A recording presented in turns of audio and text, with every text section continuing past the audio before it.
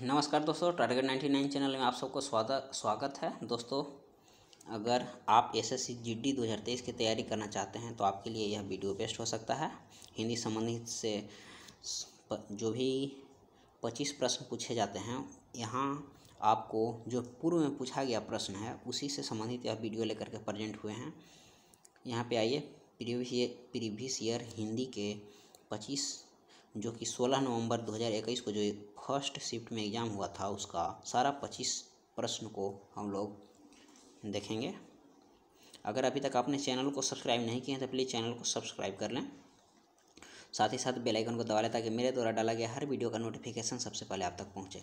दोस्तों, यह वीडियो आपके लिए अगर आप एसएससी जीडी, बीएसएफ ट्रेडमैन की तैयारी करना चाहते हैं, बीएसएफ रेडियो ऑपरेटर जिसमें हिंदी पूछा जाता है, सीआईएसएफ फायर का अगर आप तैयारी करना चाहें तो आपके लिए यह वीडियो बेस्ट हो सकता है। साथ ही साथ आपको सीआईएसएफ हेड कांस्टेबल के लिए भी यह वीडियो बेस्ट हो सकता है। अगर आप यूपीएसआई की तैयारी करना चाहते हैं तो उसके लिए भी यह वीडियो आपके लिए बेस्ट हो सकता है, क्योंकि हिंदी के प्रश्न इससे बाहर नहीं पूछे जाते हैं। इससे जो टॉपिक है इससे कई टॉपिक मिलते जुलते हैं।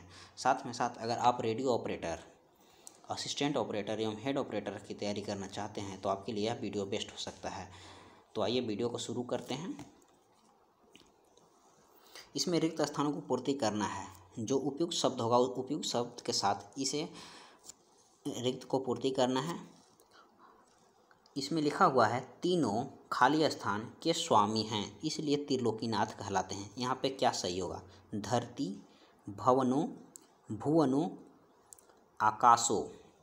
यहाँ पे क्या सही होगा आप लोग को यहाँ पे देख के बताना है। तो यहाँ पे सही आंसर होगा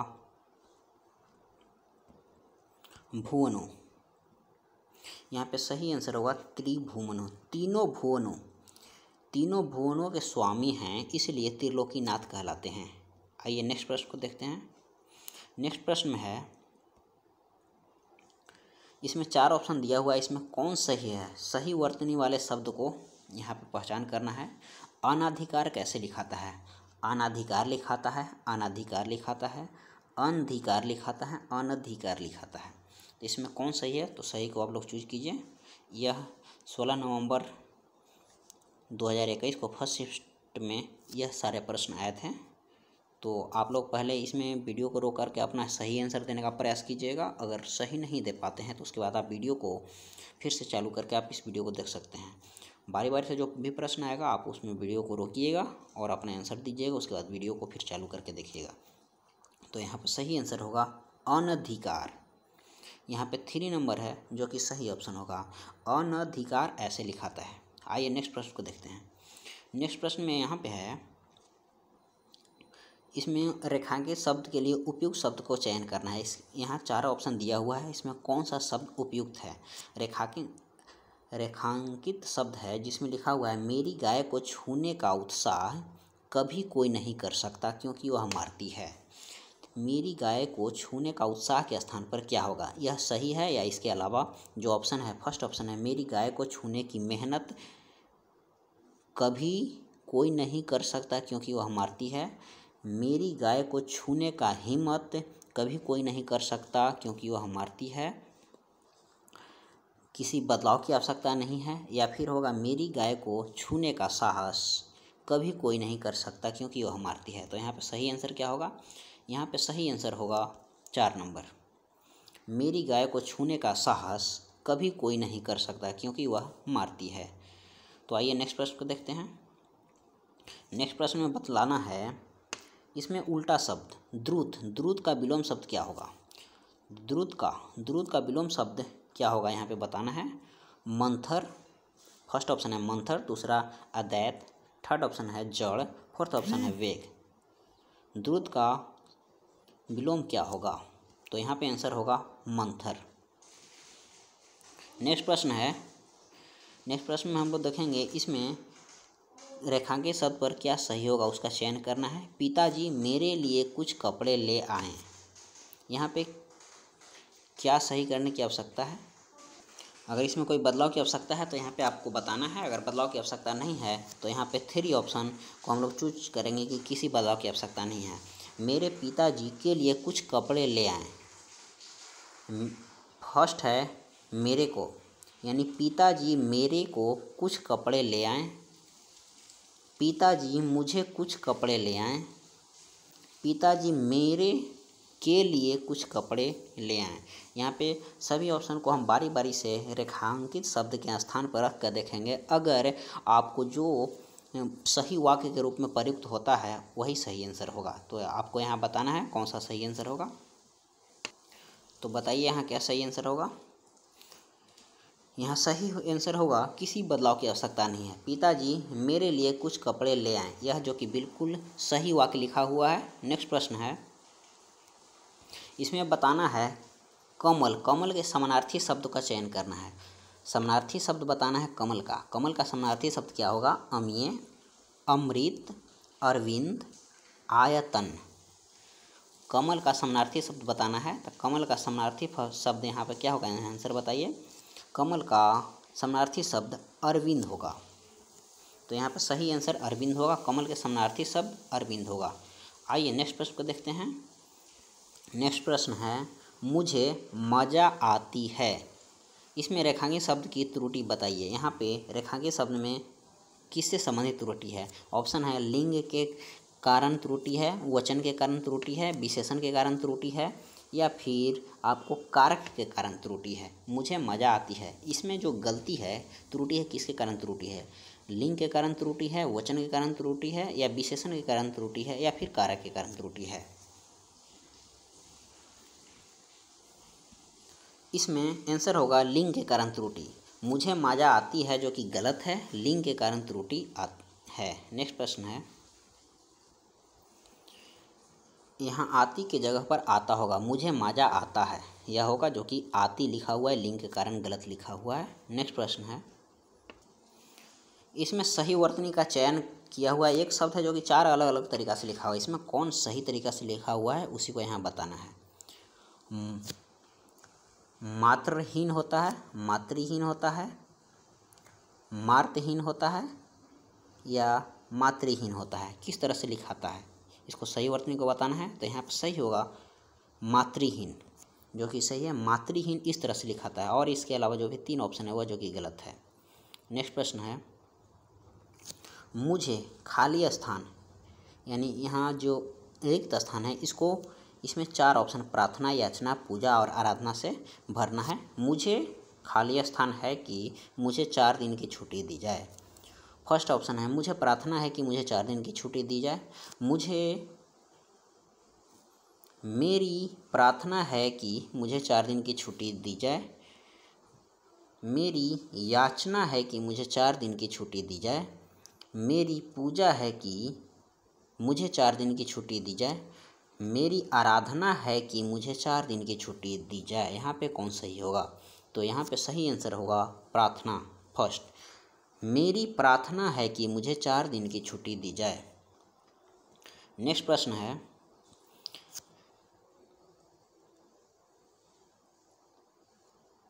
इसमें बताना है कि वह बात जो जनसाधारण से चलती आ रही है, वह बात जो जनसाधारण से चलती आ रही है, इसके लिए वाक्य के लिए एक सार्थक शब्द क्या लिखाएगा। वह बात जो जनसाधारण से चलती आ रही है उसके लिए क्या लिखाएगा। कुप मंडूक लिखाएगा, किंवदंती लिखाएगा, कि कर्तव्य लिखाएगा, कपोल कल्पित लिखाएगा। इनमें से कौन सही है। वह बात जो जनसाधारण में चलती आ रही है, तो यहाँ पे सही आंसर होगा जो कि किंवदंती होगा। वह बात जो जनसाधारण में चली आ रही है किंवदंती कहलाता है। यह सार्थक शब्द किंवदंती हुआ। किंवदंती वह बात जो जनसाधारण में चली आ रही है किंवदंती होगा। नेक्स्ट प्रश्न है, इसमें यमुना का समानार्थी शब्द को बताना है। अर्कजा, तडाग, अपगा, निम्रगा। यमुना का समानार्थी शब्द क्या होगा। तो यमुना का समानार्थी शब्द जो कि अर्कजा होगा। यमुना का समानार्थी शब्द अर्कजा होगा। यहाँ पे यह सही है। नेक्स्ट प्रश्न है, समान नियम के विरुद्ध बात, वाक्य के लिए एक शब्द होगा। समान नियम के विरुद्ध जो बात होता है उसके लिए कौन सा शब्द का प्रयोग करेंगे। तो यहाँ पे हम लोग अपवाद का प्रयोग करेंगे। समान नियम के विरुद्ध जो बात होती है उसके लिए अपवाद का प्रयोग किया जाता है। समान नियम के विरुद्ध जो बात होती है उसके लिए अपवाद का प्रयोग किया जाता है। नेक्स्ट प्रश्न है, आँख लगना मुहावरे का सही अर्थ। आँख लगना, गहरी नींद आना, आँख में दर्द होना, गले पड़ना, झपकी आना। आँख लगना मुहावरे का अर्थ होगा झपकी आना। आँख लगना मुहावरे का अर्थ होगा झपकी आना। नेक्स्ट प्रश्न है, कथा के बैगन मुहावरे का अर्थ क्या होगा। कथा के बैगन के मुहावरे का अर्थ होता है केवल दूसरों के लिए उपदेश।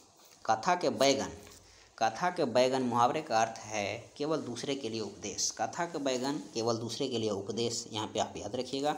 नेक्स्ट प्रश्न है, गुण दोष का समरूप मूल्यांकन करने वाले के लिए एक शब्द लिखिए। गुण दोष का समरूप मूल्यांकन करने वाले शब्द के लिए क्या चीज़ का प्रयोग किया जाता है। तो यहाँ पे ऑप्शन है शास्त्रज्ञ, ज्योतिषी, जिज्ञासु, समीक्षक। यहाँ पे सही आंसर क्या होगा आप लोग बताइए। गुण दोष का समरूप मूल्यांकन करने वालों को समीक्षक कहते हैं। जो समीक्षा करती है समीक्षक, गुण दोष का समरूप मूल्यांकन करने वालों को समीक्षक कहते हैं। नेक्स्ट प्रश्न है, मैं आपका दर्शन करने आया हूँ।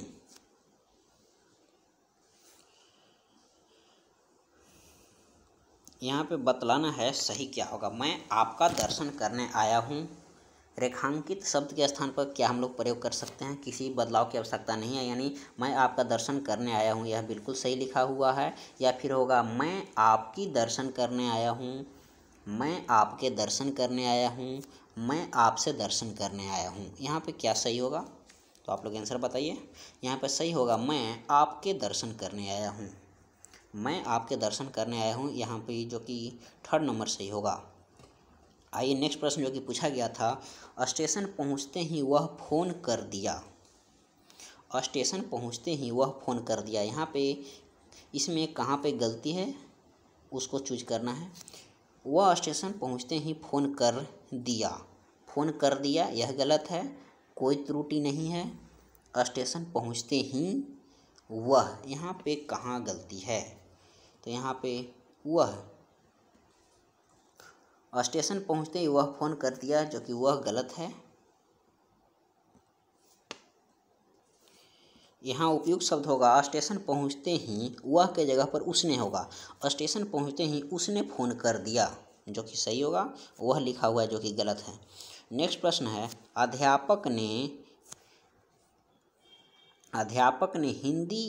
प्रधानाचार्य ने हिंदी अध्यापक को बुलाएं।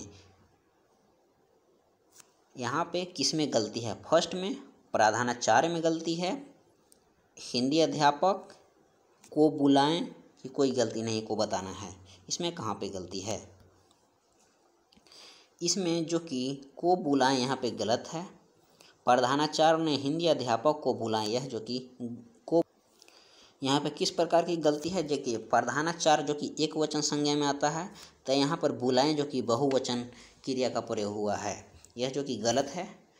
यहाँ पे एक वचन संज्ञा के साथ एक वचन ही क्रिया का प्रयोग होता है। जैसे यहाँ पे होगा प्रधानाचार्य हिंदी अध्यापक को बुलाया, प्रधानाचार्य ने हिंदी अध्यापक को बुलाया जो कि बिल्कुल सही होता। प्रधानाचार्य ने हिंदी अध्यापक को बुलाएं जो कि क्रिया बहुवचन में और कर्ता संज्ञा है जो कि संज्ञा एक वचन में है, तो यह जो कि गलत है। नेक्स्ट प्रश्न है, यहाँ पे खाली स्थान से गहने बनते हैं। खाली स्थान के जगह पर क्या प्रयोग करेंगे। टीन से गहने बनते हैं, सोने से गहने बनते हैं, लोहे से गहने बनते हैं, सोना से गहना बनता है। यहाँ पे सही क्या होगा तो यहाँ पे सही पे होगा सोने से गहने बनते हैं। अब आप लोगों को यहाँ पे कन्फ्यूजन हो रहा होगा कि सोना का प्रयोग क्यों नहीं हुआ, सोने का प्रयोग क्यों हुआ। तो यहाँ पे हम लोग पहले क्रिया को देखेंगे। क्रिया में क्या हुआ, से गहने बनते हैं, बनना क्रिया है, बाकी बनते जो कि बहुवचन में क्रिया का प्रयोग हुआ है। तो यहाँ पे जो कि कर्ता, जो कि यह जो संज्ञा है, संज्ञा का प्रयोग भी बहुवचन में होगा। बहुवचन संज्ञा के साथ बहुवचन क्रिया का प्रयोग होता है, इसीलिए यहाँ पे सोना का प्रयोग ना होकर कर सोने का प्रयोग होगा। सोने के गहने बनते हैं यहाँ पे, जो कि बिल्कुल सही होगा। नेक्स्ट प्रश्न है, सद्भाव रेखांकित शब्द का सही विलोम, सद्भाव के विलोम बताना है। तो सद्भाव का विलोम क्या होगा? दुर्भाव, गुस्सा, स्वभाव, क्षम्य। यहाँ पे बिल्कुल सही आंसर कौन होगा आप लोग बताइए। तो सद्भाव का सही विलोम दुर्भाव होता है, सद्भाव का दुर्भाव होता है, यह जो कि बिल्कुल सही है। यहाँ पे अन है जो कि गुस्सा, गुस्सा का विलोम प्यार होगा। स्वभाव का विलोम जो कि कुस्वभाव होगा। एवं क्षम्य, क्षम्य का विलोम अक्षम्य या क्षमारहीन का प्रयोग होगा। क्षम्य का विलोम अक्षम्य या क्षमारहीन। स्वभाव का कुस्वभाव, गुस्सा का प्यार होता है विलोम शब्द। आइए नेक्स्ट प्रश्न को देखते हैं। दोस्तों यहाँ पर कभी कभी प्रश्न वहाँ पे पूछ लिया जाता है, गद्यांश, एक गद्यांश दे दिया जाता है, इससे संबंधित 5 प्रश्न पूछे जाते हैं। गद्यांश को पूरी तरह एकदम ध्यान से पढ़ना रहता है और इसी से संबंधित इसमें 4 से 5 प्रश्न पूछे जाते हैं और इसका आंसर इसी में से ढूंढ कर देना होता है। कभी कभी गद्यांश के जगह पर रिक्त स्थान वाला गद्यांश भी आता है, तो आप लोग इसको ध्यान से पढ़ करके जाइए। अगर ये आप लोग ध्यान से पढ़ लीजिएगा तो आपको इसी में से इसका आंसर देना रहता है। वहाँ पे सामने आपको गद्यांश दिखेगा, उसको पढ़ना है और उसी में से उसका आंसर देना है। तो आइए गद्यांश को पढ़ते हैं। अब आप लोग इसको ध्यान से सुनिएगा और इसका आंसर दीजिएगा। एक साधु थे, भिक्षाटन से मजे से दिन गुजारते थे। एक साधु था जो कि भिक्षा लेकर के मज़े से दिन गुजारते थे और आनंदपूर्वक भजन करते थे। एक दिन महत्वाकांक्षा सिर पर चढ़ी। झोंपड़ी के चूहों से निपटने के लिए एक बिल्ली पाली। बिल्ली के लिए दूध की ज़रूरत पड़ी तो गाय खरीद कर लाएं। गाय को साज संभाल के लिए महिला की आवश्यकता पड़ी, महिला से शादी कर ली। परिवार बना, संत बनकर लोक कल्याण करने का लक्ष्य कहीं से कहीं चला गया।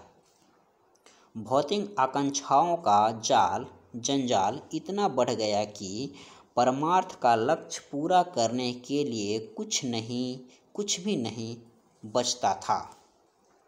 सारी क्षमता उसी में खत्म जाती थी। सपनों का जमघट ही शेष रह जाता है।